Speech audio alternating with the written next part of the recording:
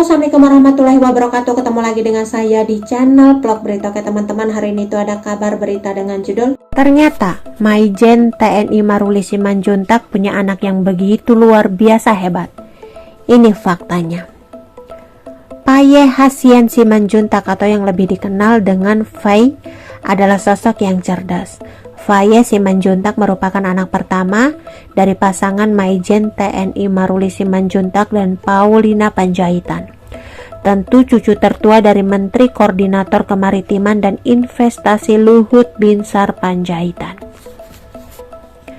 Sejak masih duduk di bangku sekolah dasar atau SD, aktivitasnya banyak dihabiskan dalam kegiatan filantropi dan social entrepreneur.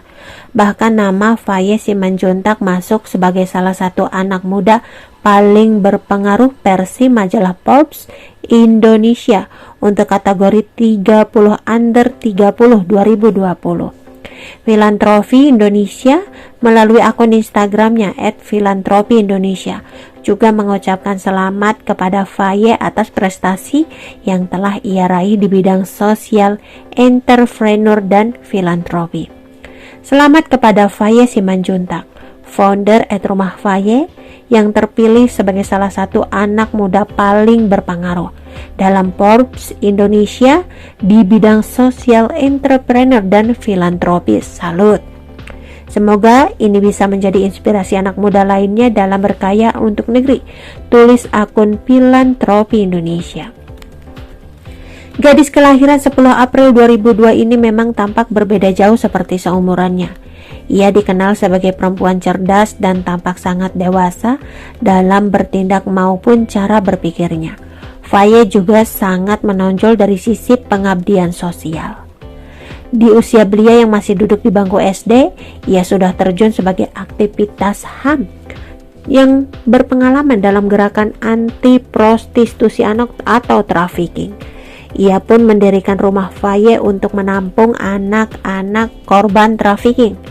Kini, setelah sibuk belajar hingga menjalankan kegiatan sosialnya, ia juga aktif di UNESCO. Dilansir dari medan.tribunnews.com, Faye menceritakan pengalaman pertama kali mengenal isu prostitusi anak berkat tugas sekolahnya. Ketika duduk di bangku sekolah dasar, guru memberi tugas membuat makalah terkait permasalahan keadilan sosial. Faye memilih topik child trafficking atau jual beli anak. Faye awalnya mengira trafficking ialah soal kemacetan jalanan, maka dia memilih topik tersebut. Ia pun mencari-cari di Google soal trafficking, namun yang ditemukan bukan soal kemacetan jalan, tapi hal yang mengerikan tentang kasus-kasus anak. Gambar anak dengan warna hitam. Faye pun sharing dengan orang tuanya. Dari situ baru pertama kali Faye menyadari betapa banyak anak-anak menjadi korban perdagangan manusia. Menurut dia, mereka diperdagangkan dengan berbagai tujuan, mulai dari pekerja di bawah umur hingga diambil organ tubuhnya. Adapun alasan terbanyak ialah dimasukkan ke dalam lingkaran pelacuran.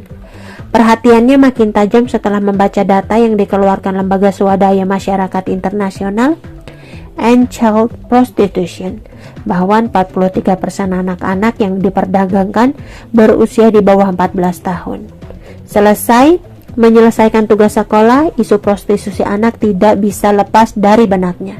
Ia kemudian mendekati ibunya agar mengajaknya melihat permasalahan yang sesungguhnya yang terjadi di lapangan. Karena menurut Faye, untuk mengetahui langsung permasalahan anak-anak yang seusianya dan bahkan di bawah usianya harus terjun langsung ke lapangan.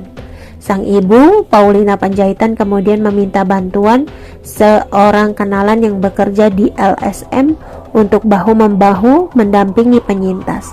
Kegiatan yang dilakukan Faye mulai dari mengundang sukarelawan untuk terlibat. Beberapa perusahaan juga datang untuk memberikan bantuan berupa dana dan juga alat. Sang kakek Luhut Panjaitan juga memberikan apresiasi kepada cucunya dan ikut mengungkapkan kebahagiaannya lewat di unggahan. Oke teman-teman, itu sedikit berita dari channel vlog berita. Sampai ketemu lagi di berita-berita selengkapnya. Assalamualaikum, bye-bye.